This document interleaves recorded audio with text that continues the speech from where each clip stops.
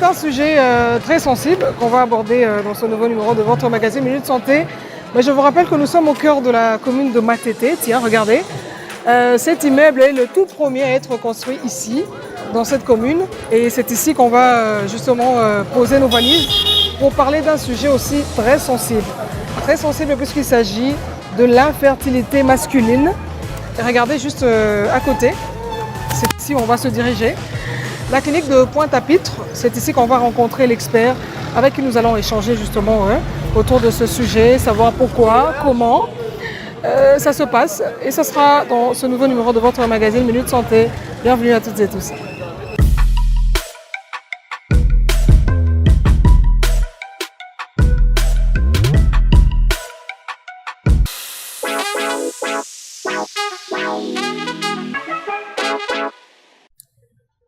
En Afrique, lorsqu'un couple n'arrive pas à procréer, eh bien c'est tout un tas de choses.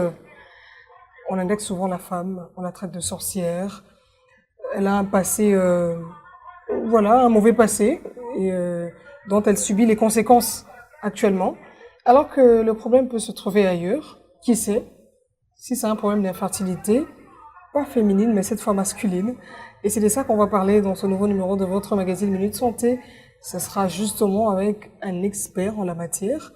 J'aimerais vous le présenter. Il s'appelle le docteur Dieudonné Moningo. Docteur, bonjour et bienvenue. Bonjour, madame. Vous avez plusieurs casquettes, hein. En tout cas, je m'en vais les citer. C'est tellement beaucoup.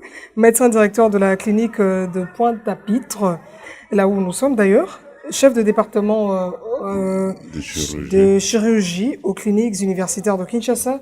Vous êtes également chirurgien, urologue naturellement, hein, et membre de plusieurs sociétés savantes au niveau national et international. Je ne sais pas si j'ai oublié une casquette. Vous pouvez me compléter déjà? En fait, je suis professeur à la faculté de médecine à l'université de Kinshasa. Exactement. Vous êtes également au sein du département. Oui, je suis là. Je suis à l'université de Kinshasa. Merci beaucoup. Ça se passe bien ici pour commencer déjà, à la clinique de Oui, la clinique de Pointe-à-Pitre, ça se passe bien parce qu'on est là depuis 2014. Et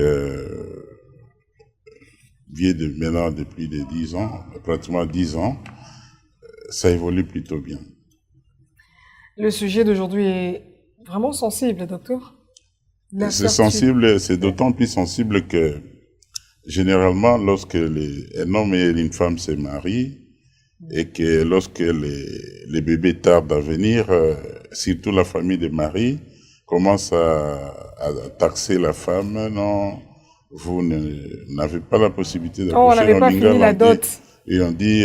on n'avait pas terminé de donner l'argent qu'il faut, tout ça, l'argent qu'il fallait. C'est ça. Non, mais c'est surtout parce qu'on acquise la femme, alors que l'infertilité du couple, ça concerne plus l'homme que la femme. Tenez, les gens ne sont pas au courant. Lorsque vous vous mariez, que la femme ne vient pas dans les couples, les causes sont masculines dans 60% des cas et elles sont féminines plutôt dans 40% des cas. Et généralement, quand on doit amener quelqu'un à l'hôpital pour le problème d'infertilité, on commence par la femme.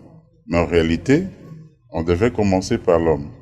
Donc c'est l'inverse de ce que c'est l'inverse qui doit se faire. Parce que généralement, c'est l'homme à 60%, on devait commencer par lui. Et l'homme doit voir un urologue. Et l'urologie, c'est ça qui s'occupe non seulement des maladies telles que prostate, les vessies, les reins et consorts, mais ça s'occupe aussi de la fertilité masculine. Le problème de cette sexualité masculine, c'est l'urologue qui s'en occupe. Et maintenant, lorsque tout se passe bien chez l'homme, on va chez les gynécologues pour la femme. Mais aujourd'hui, dans notre société, on commence toujours par la femme. Il y a même des hommes qui ne veulent pas aller à l'hôpital. Par exemple, il était étudiant, il avait engrossé une fille et que la fille a avorté. Il dit, moi, j'avais engrossé quand j'étais étudiant. Alors que les problèmes d'infertilité, c'est un problème évolutif.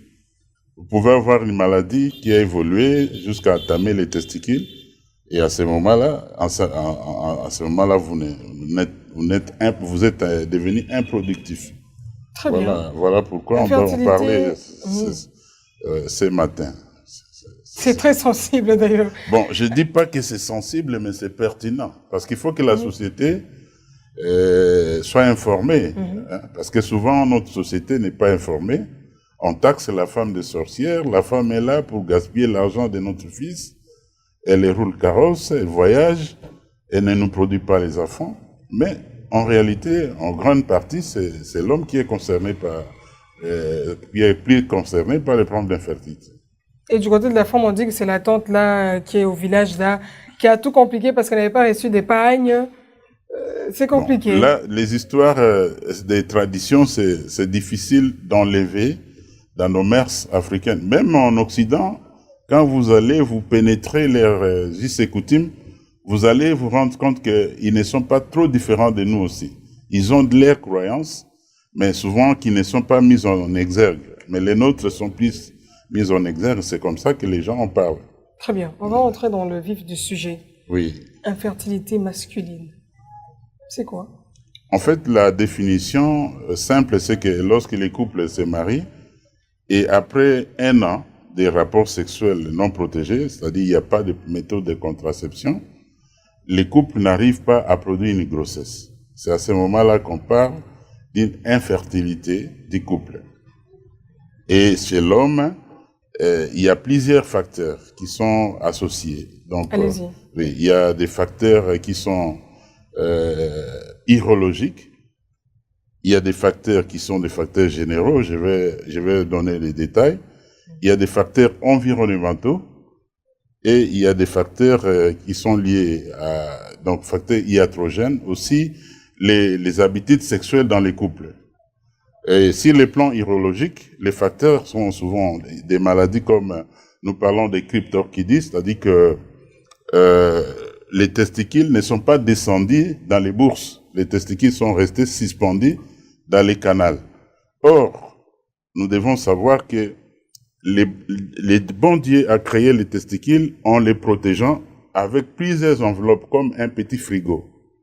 Et les testicules ne supportent qu'une température de 34 à 35 degrés. Mais lorsqu'ils sont exposés dans la chaleur, la température des testicules commence à augmenter et les cellules qui produisent des spermatozoïdes commencent à mourir une à une. À ce moment-là, l'homme peut devenir infertile. Il y a d'autres causes, notamment les infections urogénitales, les infections sexuellement transmissibles, peuvent être à l'origine de l'infertilité masculine. Il y a aussi une grande maladie que nous soignons pratiquement au quotidien ici, c'est la varicocèle. La varicocèle, c'est la dilatation des veines au niveau des testicules qui entraîne la séquestration des sangs de mauvaise qualité au niveau des testicules. Et lorsque la température chauffe, les cellules qui produisent les spermatozoïdes commencent à se détruire, à s'abîmer, et les volumes des testicules diminuent. À ce moment-là, l'homme produit moins de spermatozoïdes. Il y a aussi d'autres maladies congénitales, notamment les hypospadias, épispadias. Il y a d'autres maladies urologiques comme la torsion des cordons spermatiques qui peuvent être à l'origine. Certaines maladies sont des malformations congénitales.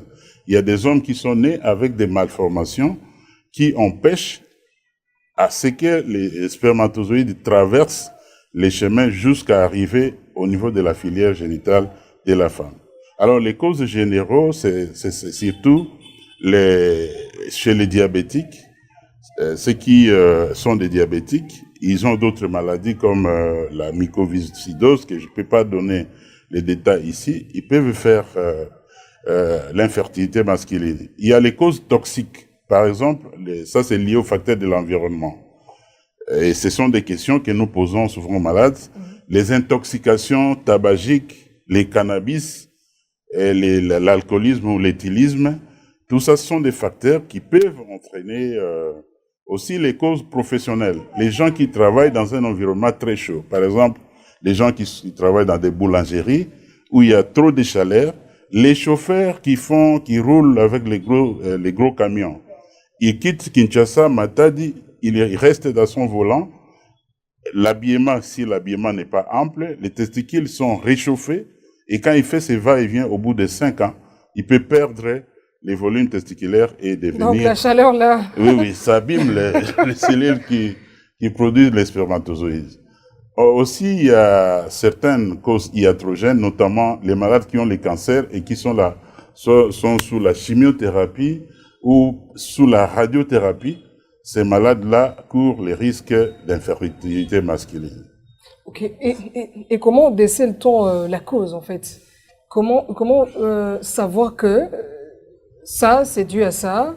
Par exemple, vous avez parlé des diabétiques Oui. qui ont déjà un problème. À part les diabétiques, comment vous arrivez à déceler En fait, qu'il s'agit de l'infertilité masculine? Quand les malades arrivent, nous avons des étapes à suivre. Okay. Un malade qui arrive en consultation, vous commencez par l'interrogatoire. Vous posez les questions sur ses antécédents. Est-ce que dans leur famille, ils ont l'histoire d'infertilité, par exemple? Et vous posez des questions sur sa vie sexuelle dans le passé. Et est-ce que vous posez des questions, a-t-il été opéré dans le passé? Ce sont des petites questions qui nous amènent à déceler les facteurs de risque chez les patients. Vous posez la question, est-ce qu'il est diabétique? Est-ce qu'il boit beaucoup? Il fume? Quelle quantité de bière il prend par jour, par exemple? Combien de cigarettes il fume? Est-ce qu'il est fumeur de cannabis? Est-ce qu'il a été opéré? Est-ce qu'il a subi une cure de hernie? Parce que quand on opère la hernie, c'est au niveau des canaux inguinales, surtout les hernies inguinales. Le chirurgien, s'il n'est pas entraîné, il va cravater les cordons spermatiques et il va ligaturer les cordons. Et les testicules commencent à diminuer de volume. À ce moment-là, les malades deviennent infertiles. Alors, pendant l'interrogatoire, nous posons cette série de questions pour avoir déjà l'idée sur l'infertilité masculine. Alors, deuxième étape, c'est l'étape d'examen physique. Vous inspectez les malades, vous regardez, vous commencez par le thorax. Est-ce qu'il a une gynécomastie? Parce qu'il y a des hommes qui ont des troubles infertiles, qui ont des gros seins comme les seins d'une femme. Et vous commencez, il se déshabille, vous regardez les seins. Vous attendez sa voix, parce que quand je parle, ma voix porte, c'est une voix masculine, parce que mon corps est imprégné des hormones masculines, les androgènes. Vous regardez la pilosité. Est-ce qu'il a des barbes? Il a des poils bien répartis? Parce qu'il y a des gens qui ont des poils, des mots de Vénus au niveau des pubis, des types féminins. Tout ça, ce sont des choses que les spécialistes vont regarder pour voir si il est exposé à l'infertilité masculine. Aussi, la répartition de la graisse dans les corps. Nous, les hommes, nous avons ce qu'on appelle l'obésité androïde, c'est-à-dire que le ventre est un peu bédonnant. Mais lorsque l'homme a des grosses fesses comme une femme, avec des grosses cuisses, là, on commence déjà à dire que ça, c'est un problème, certainement, c'est un problème hormonal qu'on doit investiguer. Et puis, on passe à l'examen physique, à la palpation. Vous regardez les organes génitaux, vous palpez les testicules, à la recherche, par exemple, des tumeurs testiculaires. Vous recherchez au niveau des testicules les dilatations des vaisseaux, des veines, qui peuvent faire penser à une varicocèle. Vous comparez les deux volumes testiculaires, vous palpez les deux cordons spermatiques ou les canaux déférents, vous comparez les dimensions des parts et d'autres.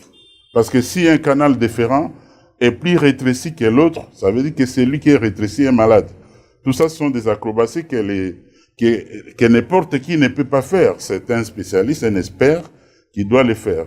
Ensuite, vous touchez la prostate, vous faites les touchés pelviens pour voir l'état de la prostate de votre patient. Parce qu'il y a des malades, surtout les jeunes, ils ont l'infertilité tout simplement parce qu'il a fait une série d'infections au niveau de la prostate qu'on appelle la prostatite, et ça a affecté les spermatozoïdes. Sans savoir que sans la prostate, on ne peut pas procréer. Parce que la prostate élabore un liquide qui rend les spermatozoïdes fécondants. Les spermatozoïdes sont produits au niveau des testicules.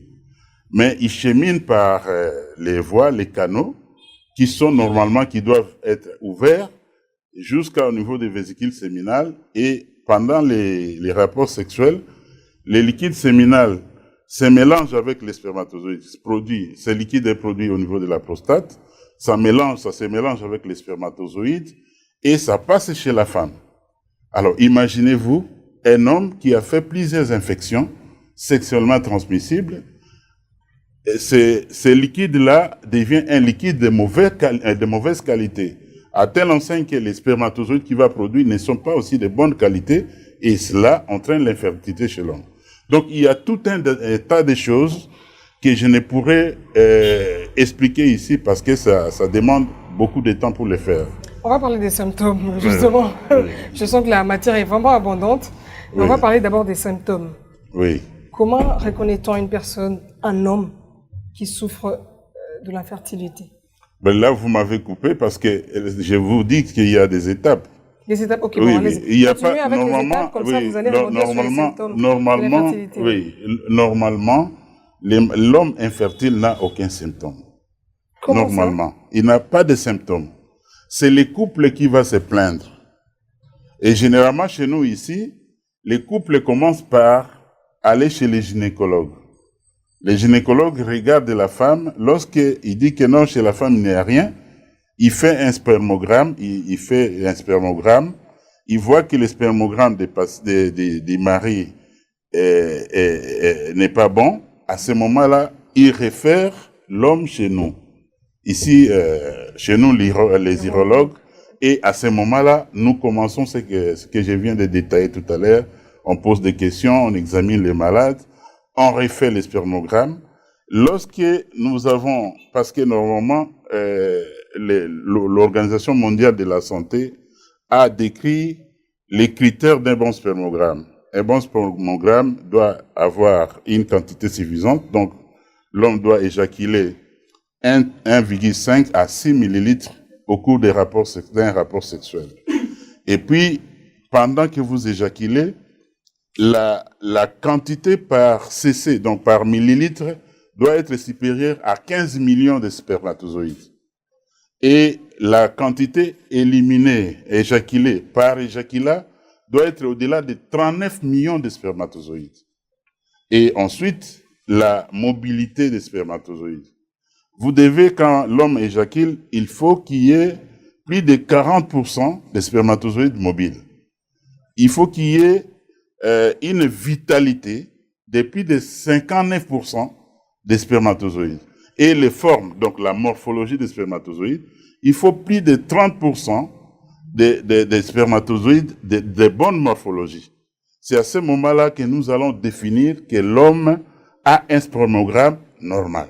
Mais lorsque on dit il y a une hypospermie, c'est-à-dire que la quantité de l'éjaculat est inférieure à 1,5 cc, ça c'est une hypospermie.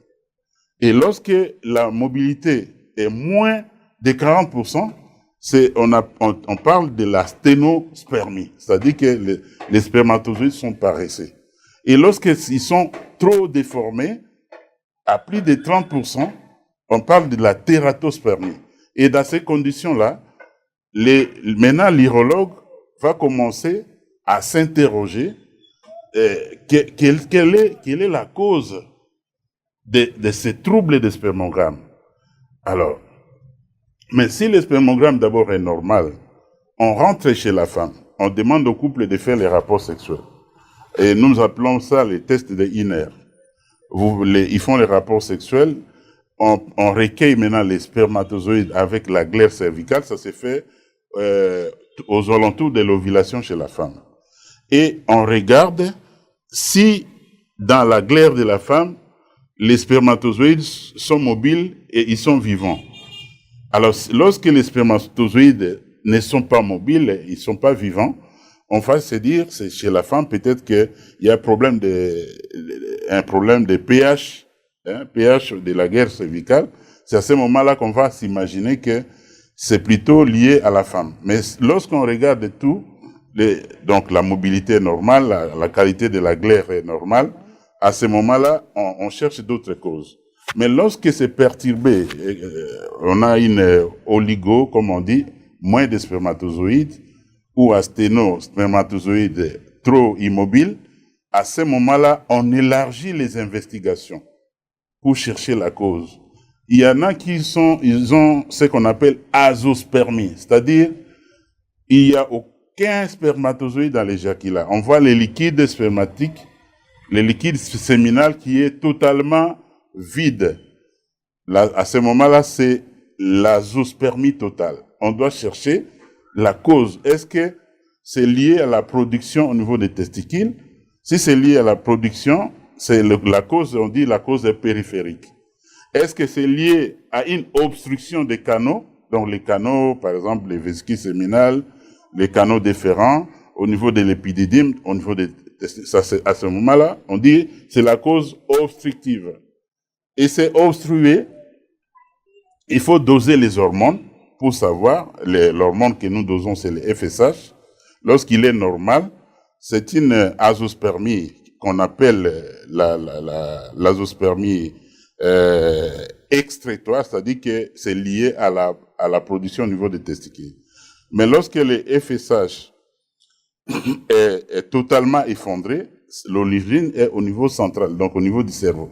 Donc il y a plusieurs choses à faire comme ça que les gens, les communs des mortels ne pourront pas comprendre au cours de cette émission. Vraiment. Mais le message clé que je veux, c'est que les gens sachent que les hommes aussi ont des problèmes de fertilité. Il ne faut pas toujours accuser la femme. Exactement. Surtout avec des chiffres que vous avez donnés. Chère Marie, vous avez bien noté. Bon, les étudiants, abstenez-vous pour le moment. Le temps viendra. On va parler des risques, complications. Jusqu'à quel point, jusqu'à quel niveau l'infertilité peut être fatale dans un couple? Ça peut engendrer quoi en termes de conséquences? Vous recevez un homme et une femme. Qu'est-ce qui se passe? Vous faites comment? Et aussi, comment vous les gérez psychologiquement? Bon, l'infertilité comme telle, c'est une maladie qui n'est pas mortelle. Ça ne tue pas. Mais ça peut engendrer les divorces. Nous gérons beaucoup de choses avec beaucoup de tact. Mais quand même, il y a plus ou moins 1 à 2% des couples qui se disloquent à cause de l'infertilité. Surtout lorsque la femme a été injustement accusée par la famille du mari et que la famille de la femme ne supporte pas. Vous faites les investigations et finalement, ça se révèle que c'est l'homme qui est à la base de l'infertilité. Dans 1 à 2%, les couples se sont séparés à cause de ça. Mais il n'y a pas de mortalité par rapport à une infertilité. Très bien, ok. Ça nous rassure.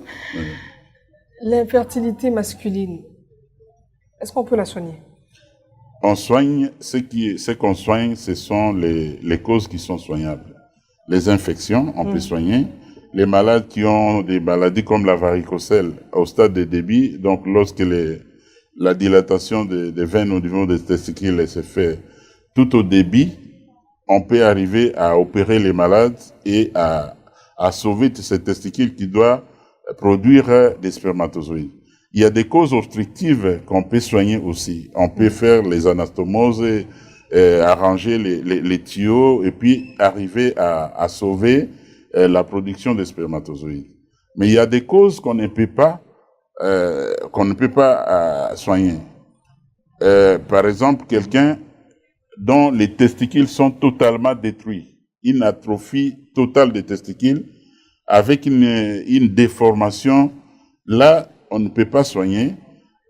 On va conseiller au couple l'assistance médicale à la procréation. Comment? Allez-y, expliquez. Oui, l'assistance se fait comment? On peut on peut faire les inséminations artificielles, c'est-à-dire qu'on on peut prendre les spermatozoïdes au niveau des testicules, on prend les tissus, on sélectionne de bons spermatozoïdes. Au moment de l'ovulation, on injecte chez la femme. Et ça se fait surtout lorsque le spermogramme est normal et qu'il y a des problèmes dans les pH de la glaire cervicale chez la femme. Là, on fait une insémination. Mais lorsque les spermatozoïdes sont totalement détruits, on peut faire aussi une insémination par les spermatozoïdes d'un donneur. Un donneur qui est anonyme. Donc, les couples peuvent s'attendre et dire, bon, nous, on s'aime beaucoup, on ne peut pas se séparer, nous avons besoin d'un bébé, on va à la banque des spermatozoïdes, on prend les spermatozoïdes d'un homme quelconque. Donc oui. L'homme, c'est fini pour lui, donc toute sa vie, et sa vie c'est fini. Il ne va pas féconder une femme. Non, il ne peut pas féconder une femme. Okay. À ce moment-là, on injecte dans la matrice, l'utérus de la femme au moment de son ovulation. on injecte et pendant ce temps, son ovule va rencontrer les spermatozoïdes X. Ça peut être aussi les propres spermatozoïdes travaillés de son mari. Et lorsqu'ils ont la chance, la fécondation se fait. Et à ce moment-là, les bébés commencent à se former dans l'utérus de la femme ou la matrice. La deuxième possibilité qui est la plus fréquente, c'est la fécondation in vitro. On peut prélever les spermatozoïdes soit dans les testicules du mari, soit dans une banque à spermatozoïdes.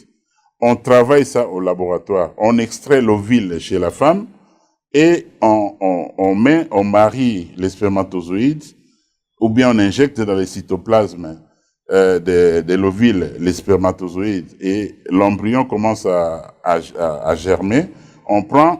On injecte dans la matrice ou l'utérus de la femme et les bébés commencent à grandir. Et dans les conditions-là se font justement lorsqu'il n'y a pas possibilité pour l'homme de pouvoir féconder sa femme. Et dans l'autre cas, on peut les faire aussi lorsque les conditions ne sont pas idéales chez la femme, au niveau du col, surtout dans les vagins, pour que les spermatozoïdes de l'homme puissent traverser. Éventuellement aussi chez les femmes qui ont cessé d'avoir les enfants, on peut envisager de faire un tel exercice chez une femme ménopausée, par exemple, pour produire un enfant. On tend déjà vers la fin. Oui. On va parler de l'apport de la médecine traditionnelle dans le traitement de l'infertilité masculine. Est-ce que ça vaut la peine d'utiliser, entre guillemets, les kimbiolongos? Vous connaissez quand même des noms des plantes, hein? C'est pas beaucoup là. Oui. Les kimbiolongos, les je ne sais quoi, un peu délicat ou un peu de quoi. Vous ne trouvez pas que ça peut aussi faire l'affaire en termes de traitement? Bon, en fait, moi, je n'ai pas tellement l'expérience en médecine traditionnelle. Mais ce que je sais, c'est que quand j'ai grandissé au village, il y a des choses que nos grands-mères faisaient qui étaient miraculeuses. Et je donne mon exemple. J'ai fait la fièvre. Ma grand-mère va en brousse, elle prend des herbes, elle vient, elle commence elle pile, elle met dans l'huile, elle commence à m'appliquer au corps. Ouais. Et du coup, la fièvre disparaît. Voilà. Les problèmes de médecine traditionnelle, c'est les problèmes de codification. Moi, en tant que médecin, si j'ai prescrit un médicament, je dois connaître les poids des malades, je dois connaître la concentration de ces médicaments pour calculer la dose que je dois administrer à mon patient. Mais la médecine traditionnelle, bien que dans une certaine mesure, elle fait des exploits, mais il y a beaucoup de dégâts. Je vous donne par exemple un exemple. Un praticien qui dit au malade qu'on ne peut pas opérer un malade qui a un problème de tumeur prostatique. Et il gère les malades chez lui jusqu'à ce que les malades entrent en insuffisance rénale. Si c'est un cancer de la prostate, le cancer a évolué et à ce moment-là, la famille se rend compte que non, tout qu'un hôpital. C'est à ce moment-là qu'ils viennent à l'hôpital en retard. Mais c'est aussi le problème de nos intellectuels congolais. Si on vous dit par exemple qu'on ne peut pas opérer telle maladie, vous entrez dans Google, hein, vous écrivez opération de tumeur de la prostate. Vous allez voir qu'on va vous donner toutes sortes de techniques nécessaires. Mais il y a des praticiens qui vont dans vos chaînes. C'est pas seulement votre chaîne, mais ailleurs nous attendons. Même certains professeurs. Pas chez nous, hein, ouais. Oui. Même chez vous. Ils disent non, il faut pas opérer la prostate. Soit ils disent j'ai une molécule qui soigne toutes les maladies. Là, c'est là où on les traite de charlatans.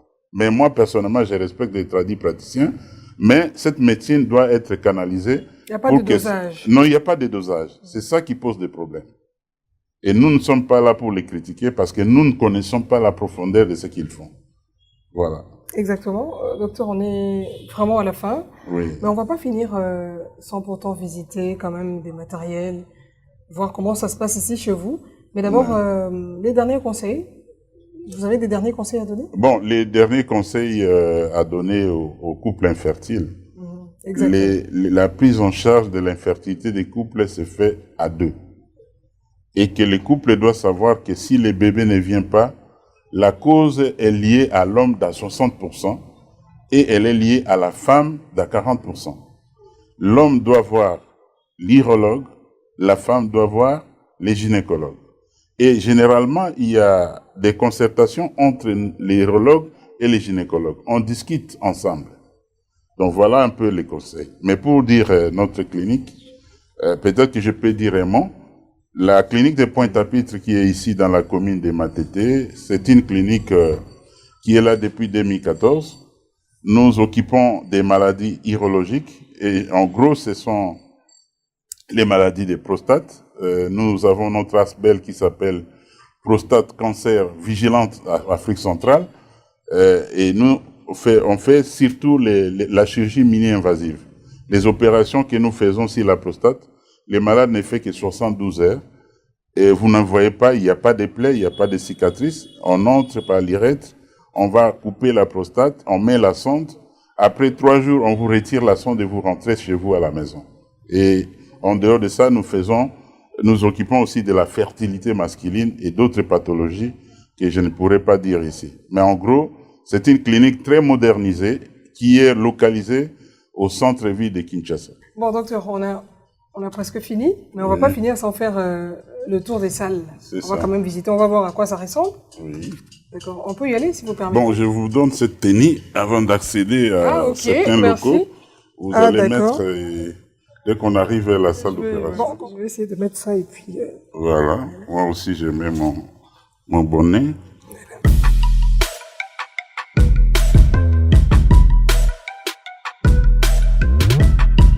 C'est une ASBEL qui s'occupe des tumeurs prostatiques, surtout les cancers. Non seulement de la prostate, les cancers de la vessie, les cancers du rein, les cancers des testicules, les cancers du pénis. Et voilà. Ah, c'est intéressant. Je continue.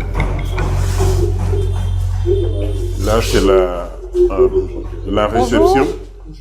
C'est les radiologues, docteurs et locaux. Ok. Enchanté, docteur. C'est notre radiologue. Hein. Ah, ok. Il travaille à la radiologie, là, au service de radiologie. Oui.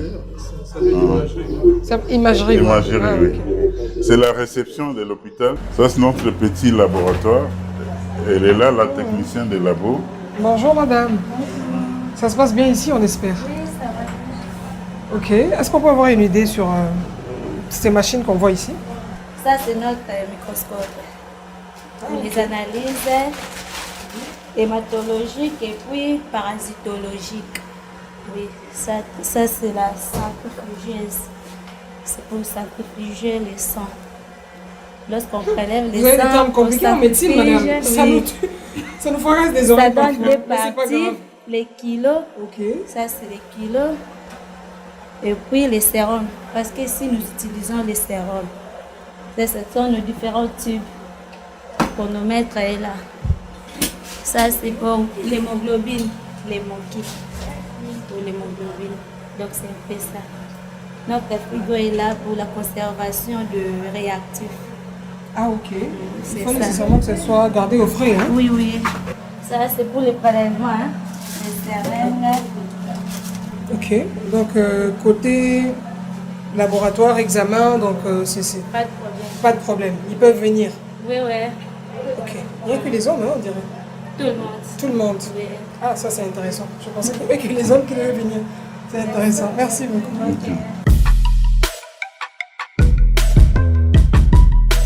Bon, ici, c'est notre petite salle d'opération. Vous voyez qu'on a... ça, c'est la lampe dialytique qui nous permet de faire la chirurgie. Ça, c'est l'appareil d'anesthésie. Et ça, ce sont des colonnes d'endoscopie. Ça nous permet d'opérer les prostates sans cicatrice. On en a 3. C'est du matériel qui coûte énormément cher. Mais les Congolais, Vraiment, ça coûte comme très cher. orphelin, un grand batailleur s'est bâti pour avoir des matériels comme ça dans une structure privée, Vraiment. ici à Kinshasa. Vraiment, vraiment. Et on fait non seulement la prostate, il y a la vessie, les reins. On bombarde les pierres aussi qui sont dans les reins avec ces appareils ici. Bombarder les pierres, ça... C'est-à-dire nous avons ce qu'on appelle dans notre jargon la lithotripsie intracorporelle. Et là, vous avez cet appareil ici, c'est un lithotripteur. Ça vous permet, lorsque quelqu'un a des pierres au niveau des reins, vous entrez par la vessie, vous entrez jusqu'au niveau du rein et vous commencez à bombarder la pierre avec l'appareil. Donc, avec nos 3 colonnes, nous sommes suffisamment équipés. C'est vraiment moderne, hein? Oui, c'est moderne. Donc, on a pratiquement tous les instruments chez Rico dans nos boîtes, dans nos armoires.